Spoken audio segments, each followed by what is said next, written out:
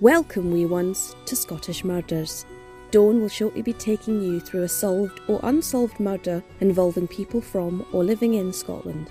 So get ready to hear about the darker side of bonnie Scotland.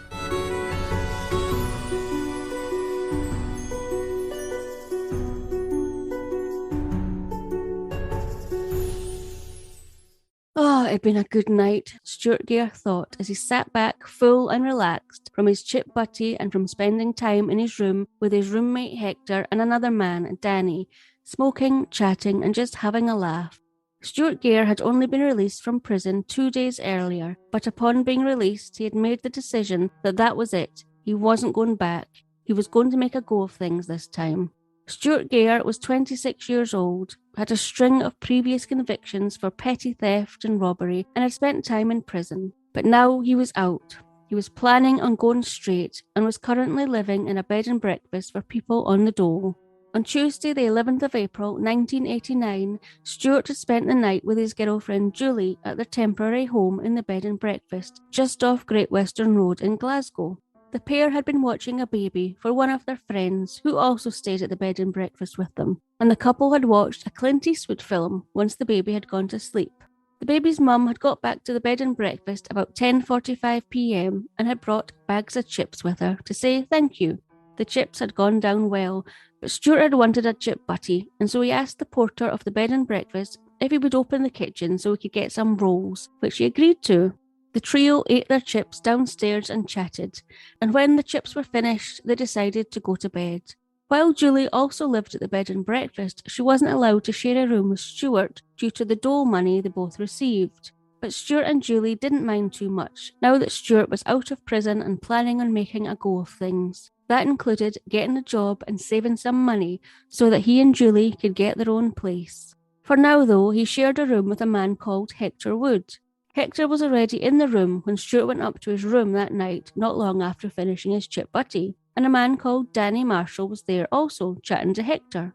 Stuart didn't really know either man that well, but they were okay, and so Stuart sat down in his bed, content after his feed, and joined in the conversation with the two other men, smoking and having a laugh. Danny left about half an hour later, but Hector and Stuart continued chatting well into the early hours of the morning, before eventually both men fell asleep, with Stuart feeling content and happy that his future was looking bright.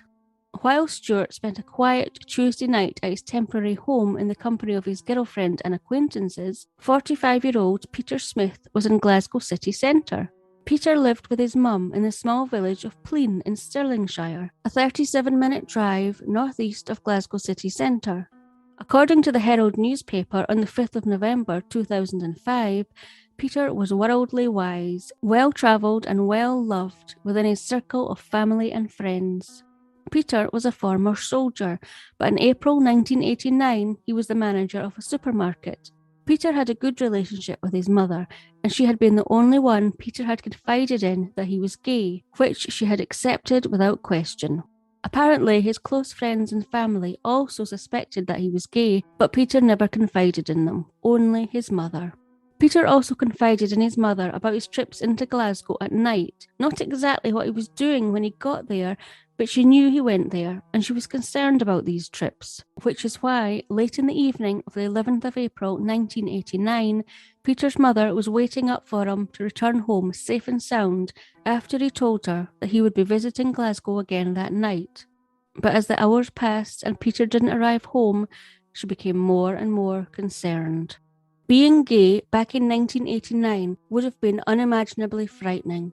A poll that researchers at the King's College London Policy Institute carried out, which compared data from 1989 Ipsos Mori polling on social attitudes to an identical poll conducted 30 years later, showed that in 1989, 40% of people in the UK taking part in the poll felt that homosexual relationships between consenting adults was morally wrong.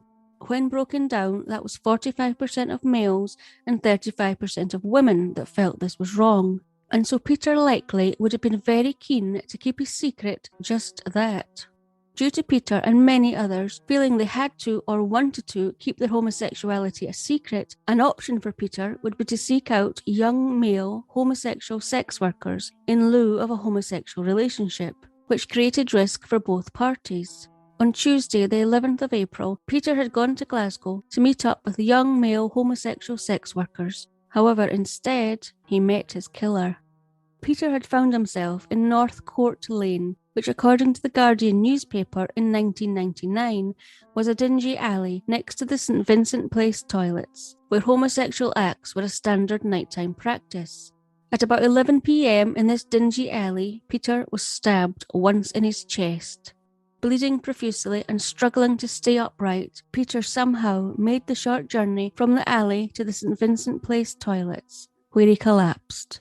Not long afterwards, at about 11:20 p.m, Peter was found by the toilet attendant who had been locking up for the night, who immediately called an ambulance and Peter was rushed to the Glasgow Royal Infirmary. I'm sick of being skint and not having a penny to my name. I'll be glad to get my dole money, thought Stuart on the morning after his quiet night in, as he made his way to collect his £150, or about $183, unemployment money that was to last him for the next 2 weeks. Stuart Gair had been born on the 27th of August 1963 in Reading in England. Before, as a young boy, he moved with his mum Norma back to Scotland, where his mum was from.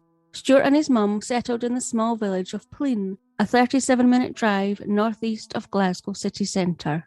Stuart never knew his dad, as he had left long before Stuart was born. As a youngster, Stuart had dreams of becoming a pilot. However, by the time he was a teenager, he had left school and had become a petty thief, which continued into his 20s, with Stuart mainly living on the streets of Glasgow and spending time in prison periodically due to small-time petty crimes, only having been released from prison 48 hours previous to the 11th of April 1989, after serving 2 consecutive prison sentences. Stuart wasn't a stupid man though, with many saying that he was an intelligent, articulate man who could have been a poet if life had dealt him a better hand.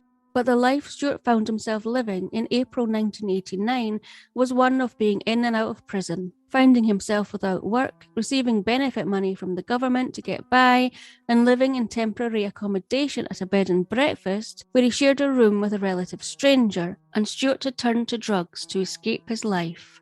After picking up his unemployment money on Wednesday morning, Stuart's plan had been to buy some drugs before heading back to the bed and breakfast. However, this plan was thwarted when he was picked up by police officers who wanted to question him about a robbery that had taken place, as Stuart was well known to the police by this time.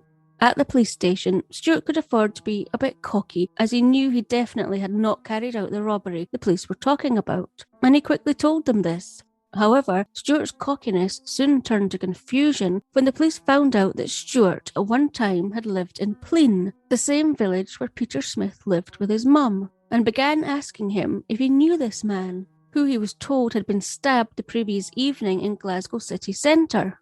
No, I've never heard of a Peter Smith.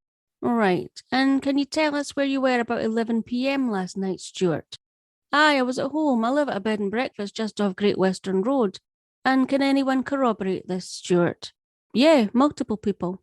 Before Stuart went on to tell the police officers the events of the previous evening and who could give him an alibi. Names, Stuart. We need names. We'll need to check this out. My girlfriend's called Julie Porter, my roommate's called Hector Wood, the other man is Danny Marshall, but I can't remember the Porter's name, but him too. But I don't know anything about this Peter Smith being stabbed in town. I wasn't there. I've never heard of him. But you both lived in the village of Plean at some point together. Okay, Stuart. I never knew him. I don't know him. All right, Stuart. Can you explain then why we have a witness that saw someone matching your description in the area where Peter was stabbed last night? No, because I wasn't there. We think you were there, Stuart. We think you were the man who stabbed Peter. Do you know that he's in hospital right now, fighting for his life? I wasn't there. I didn't stab anyone. Go ask my girlfriend, my roommate. I wasn't there. Who was with you when you stabbed Peter, Stuart? What? 2 police officers were in the area that evening and have said they saw 2 suspicious men running from the St Vincent Place area at the time of Peter's stabbing. They're doing a photo fit of one of these men right now. We will find the man you were with, Stuart. so you might as well tell us." "I wasn't there. I didn't do this. How can I tell you anything?" No matter what Stuart said, even the fact that he had given the names of 4 people who could categorically say that he was at the bed and breakfast with them at the time Peter was stabbed, that he was with them all night, the police officers refused to believe Stuart, and they seemed determined that they were going to find enough witnesses to prove that he was in Glasgow city centre that night and that he had stabbed Peter Smith. And so, Stuart was remanded in custody and sent to Barlinnie prison to wait until enough evidence and/or witness statements could be taken to prove that he was there and that he had done this. While Stuart was annoyed at being sent to prison on suspicion of stabbing this Peter Smith, he knew he had not been in Glasgow city centre that evening and had not stabbed this man. He knew he had a cast iron alibi, so he knew he wouldn't be held in prison long. So much for never going back to prison, he thought. That didn't last long, but he held on to the fact that he hadn't done anything wrong. He hadn't stabbed anyone, so he'd be out soon enough, and he could start that new life he had promised himself and Julie. But how wrong he would be. While Stuart was in prison, thinking it wouldn't be long before he was back out, outside, police officers were doing their best to ensure that Stuart would be staying behind bars for a very long time. Police had spoken to young men that had been found in the area immediately after Peter's stabbing, and apparently many had seen the perpetrators of the stabbing. The photo fit of the second man that PC Shirley Marnock had created had also been circulated, with a description that one of the perpetrators was about 5'8", or about 1.72 metres, and the other was about 5'10 inches, or about 1.77 metres. The police had also made appeals in newspapers asking anyone to come forward if they had been in the area on the evening of the stabbing and if they had seen anything, to which a man had responded that he felt he could identify at least one of the perpetrators.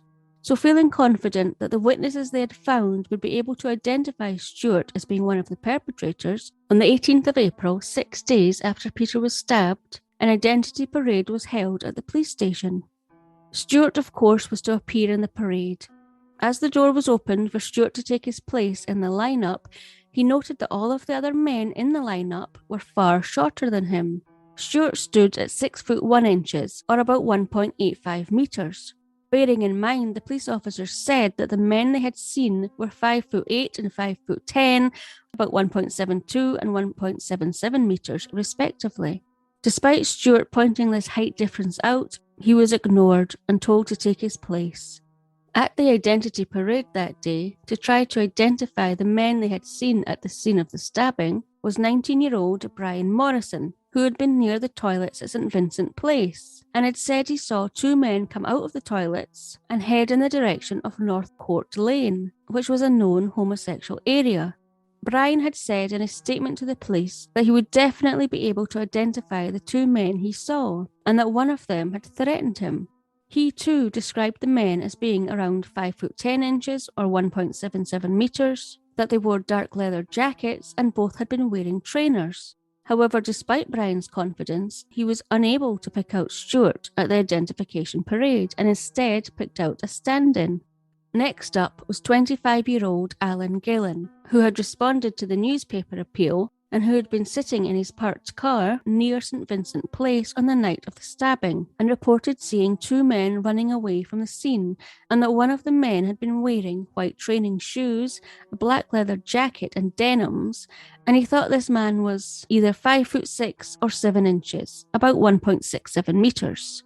He later changed his mind though, and said that he thought the man was actually 5'8 inches, or 1.72 metres instead. He said he could not describe the second man in any detail at all, other than to say that both men may have been about 20 to 25 years old. Despite Stuart being 6'1 inches or 1.85 metres, Alan picked Stuart out of the lineup. Not 100% conclusive, but enough that following the identity parade, Stuart was told he was being charged with the attempted murder of Peter Smith before being taken back to prison. Back in his cell, Stuart was in shock. How could this be happening? I didn't do this. How could I have been picked from a lineup? But he would have tried to reassure himself that this was just a mistake, and it would all be cleared up once the police had spoken to his girlfriend and roommates at the bed and breakfast, before wondering why they hadn't already done that. No, everything will be okay. I mean, I didn't do it, so how can I be guilty? It'll be fine. However, on the 26th of April, 8 days after the first identity parade, Stuart found himself in court, charged with the attempted murder of Peter Smith. At this time, Stuart, of course, said that he was innocent of this charge. Things were getting serious now. And then 2 days later, Stuart found himself at another identity parade. This time, it was the turn of the two police officers, PC Shirley Marnock and PC Lewis Fulton, and two more young men that police had found in the area on the night of the stabbing, teenagers David Smith and Andrew Learmonth, to try to make an identification. No longer feeling confident, Stuart took his place in the lineup, where both PC Shirley Marnock and PC Lewis Fulton immediately identified Stuart as being someone they had seen in the area on the night of the stabbing. However, neither David Smith or Andrew Learmonth were able to identify Stuart Gair from the lineup. Again, not conclusive, but again, Stuart was taken back to prison and left. And as if all this wasn't bad enough, things became even worse. While Peter was still alive on arrival to the hospital, and he fought so hard for his life, on the 29th of April 1989 at 10:25 p.m, 18 days after he was so cruelly stabbed in the chest, he sadly passed away after contracting bronchopneumonia due to the stab wound to his heart. Peter left behind his distraught mother and sister, who were both determined to get justice for their beloved son and brother. While this was desperately sad for Peter, his mum, his sister and his friends, there was also one other person this was desperately sad news for, Stuart Gair, as within 24 hours of Peter Smith dying, the police had visited Stuart in prison and charged him with Peter Smith's murder. While Stuart knew he was not Peter's murderer, he was not in Glasgow city centre that evening, and he had witnesses who could give him an alibi. For whatever reason, the police were not listening to him. They would not take into account his solid alibi. They seemed on a mission to make sure Stuart went to prison for the murder of Peter Smith. But why? Yes, Stuart was a petty thief who had been in and out of prison. Yes, he dabbled in drugs. Yes, he didn't have a job and wasn't really doing anything with his life. But did he deserve this? Why were the police doing this to him? And what about the real murderer? Where was he? Why were the police not looking for him? So many questions rattled around Stuart's head as he sat in prison, realising that his bright future of making something of his life, of changing his life and not going back to prison, was beginning to fade. But surely he couldn't be found guilty at trial. I mean, he hadn't done this. He had not done this. It would be okay. And yet, things were about to get even worse for Stuart. While Scottish Murders podcast is covering miscarriage of justice cases for the month of July, other podcasts dedicate their time solely to miscarriages of justice. One podcast being You Call This Justice, hosted by Maxine.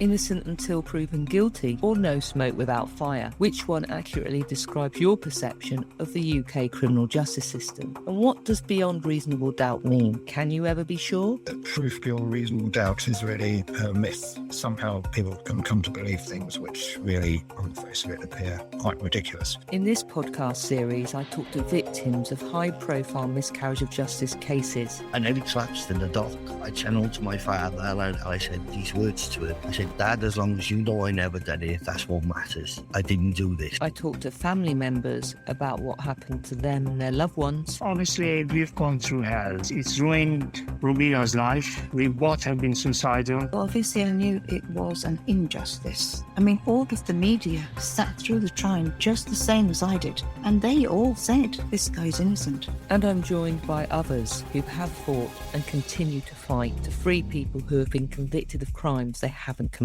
As I was investigating all this, I was getting intimidation and harassment from the police all the way. I was also getting death threats from another or a group of people that didn't want me to look into this case. My name is Maxine Twynham and I'm a practicing criminal defence solicitor. So please join me for my podcast series, You Call This Justice, and the first season features 11 harrowing episodes which give you a real insight into what can happen when things go drastically wrong.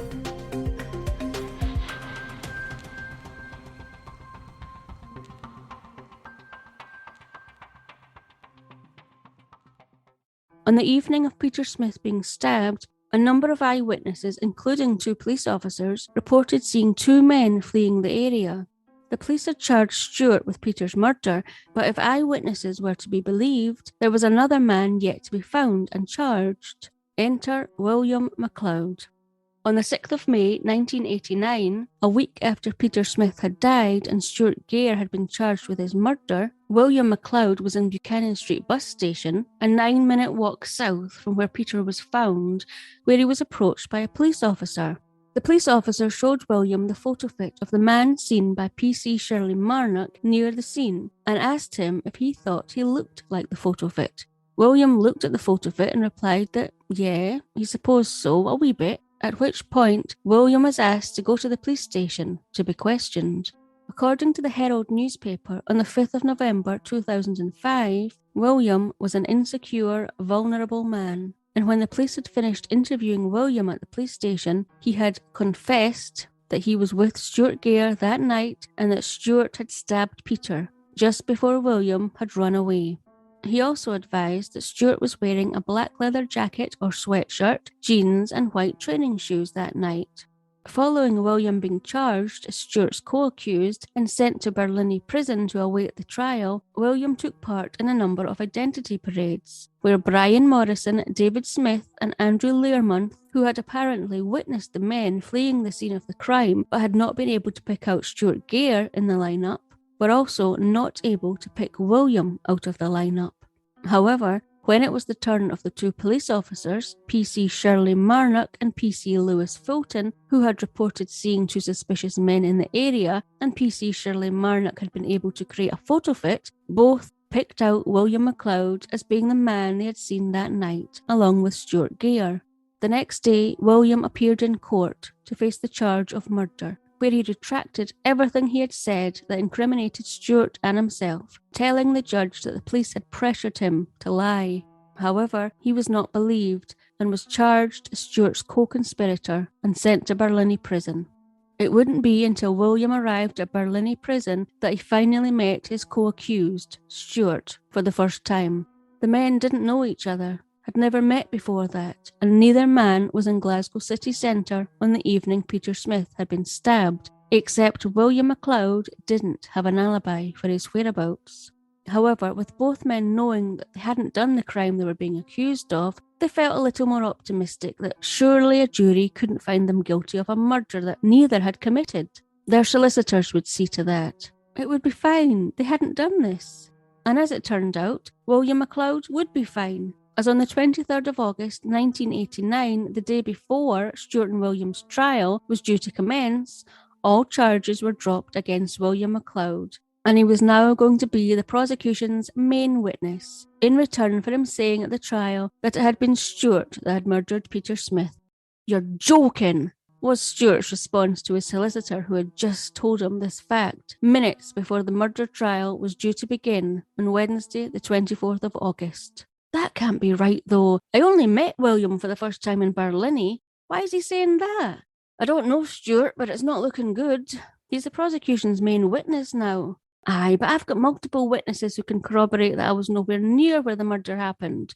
I was at the bed and breakfast all night, and that's our special defence that I've got an alibi. No way will the jury be able to find me guilty of this. I didn't do it." "I'll do my best, Stuart, but just be prepared." And so the trial began, with the first witness to take the stand being none other than William MacLeod. But it didn't go quite the way the prosecution had thought, when once on the stand, William MacLeod stated that the police had asked him to frame Stuart Gair, saying he didn't know Stuart. He said that he had been in the area on the evening and around the time Peter had been murdered, but he had seen nothing and was with nobody.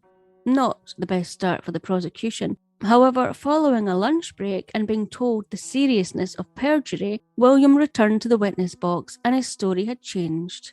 He was now swearing that Stuart was the man who had been with him that night and that he'd stabbed Peter.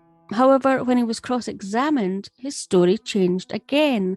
This time he said that he felt under pressure by the police to point the finger at Stuart, but that he didn't know Stuart, he wasn't with him that night and had not seen him that night. When William left the stand, he was charged with perjury and held in the cells overnight. The following day, William took to the stand again.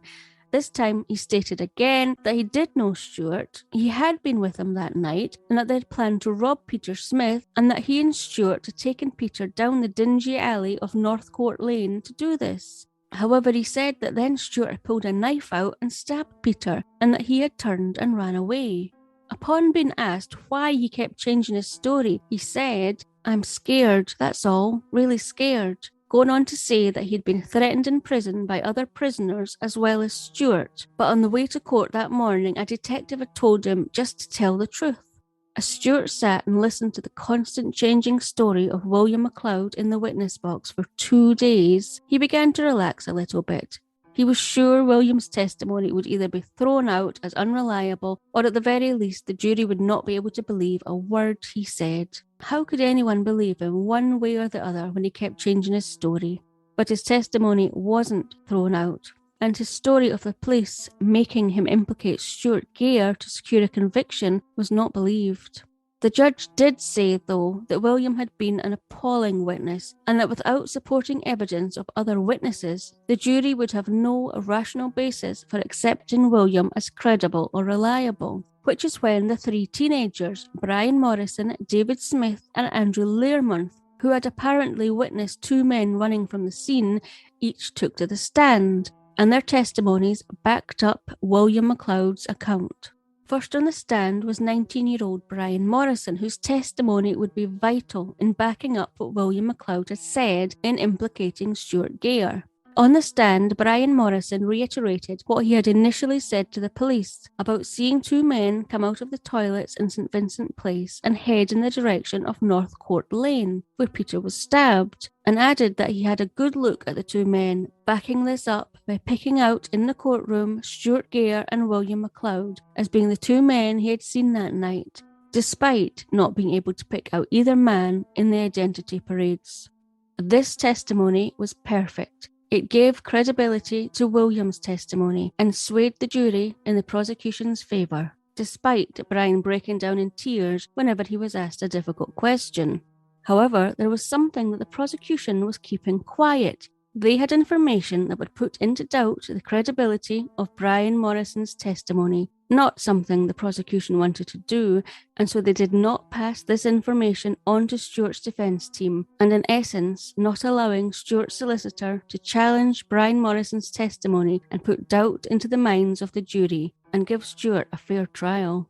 While Brian Morrison's initial statement to the police had been that he could definitely identify the 2 men he had seen that night leaving the toilets on St Vincent Place and heading towards North Court Lane. What wasn't disclosed, though, was that Brian had given a second statement to the police in the weeks after his first statement, and this time he had said that, "I have to tell you that a lot of what I have already told the police is not the truth, and I made up some of it to attract attention to myself." The question is, did he make up some of it, or did he make up all of it? This second statement wasn't all that was being withheld. Also attached to the prosecution paperwork for the trial, which the defence saw nothing of despite it being absolutely vital to Stuart receiving a fair trial and his solicitors being able to put up a better fight and put doubt in the minds of the jury, was a note which stated that Brian Morrison had at one point signed himself into a psychiatric hospital, with the note going on to say that Morrison and his vivid imagination certainly set the police off on the trail of a red herring initially. With Brian's testimony given and accepted without challenge by the defence, who had no idea that information was being withheld, the next witnesses to take to the stand who could also back up William's testimony were teenagers David Smith and Andrew Learmonth. Both men recounted how they had seen 2 men running from the toilet area at St Vincent Place on the night Peter Smith was stabbed, and when asked if they could pick out either man in the courtroom that day, David Smith identified Stuart Gair as being one of the men, but didn't recognise William MacLeod, and Andrew Learmonth identified William MacLeod as being one of the men, but didn't recognise Stuart Gair. However, neither David Smith or Andrew Learmonth were able to identify Stuart Gair or William MacLeod at their respective identity parades. Alan Gillen, who had been sitting in his car in the area on the evening of the stabbing and had seen 2 men running away, was next to take to the stand to repeat his statement.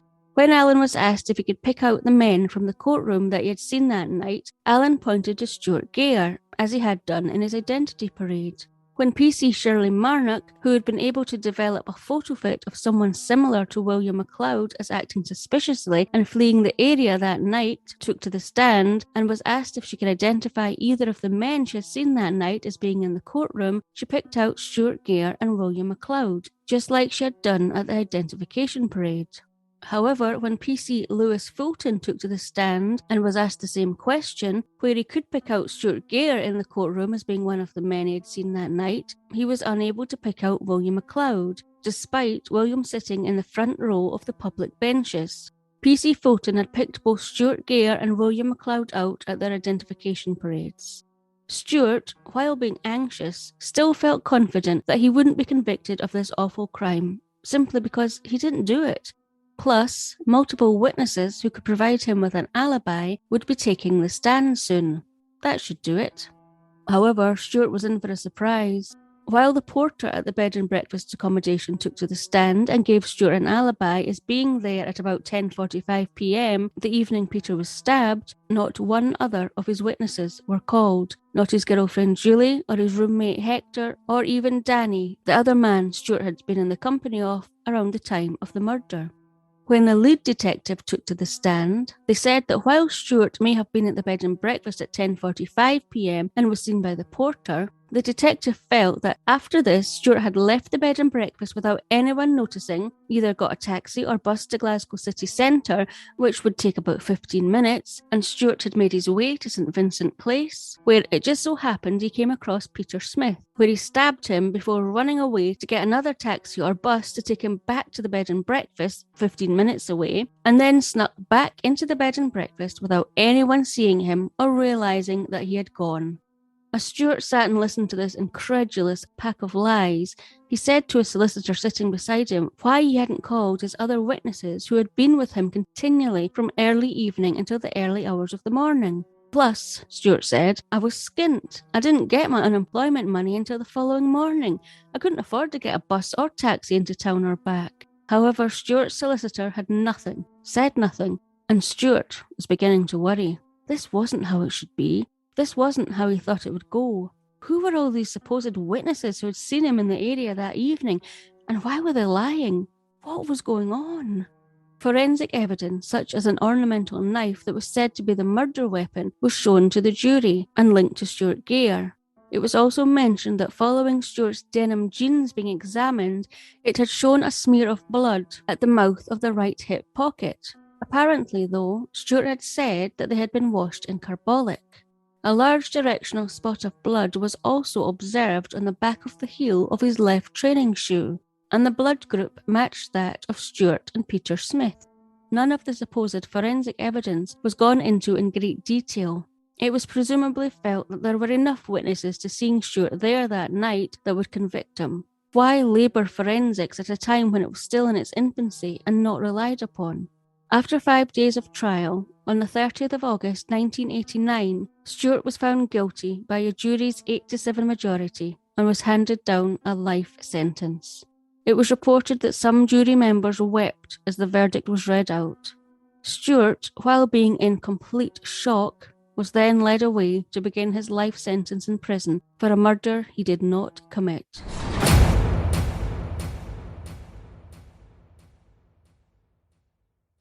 Now, you'd think that might be the end of Stuart's story. However, it has only just begun.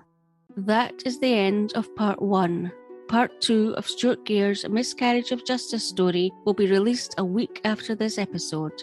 If you'd like to know more about miscarriages of justice in Scotland, please visit mojoscotland.org or scottishmurders.com.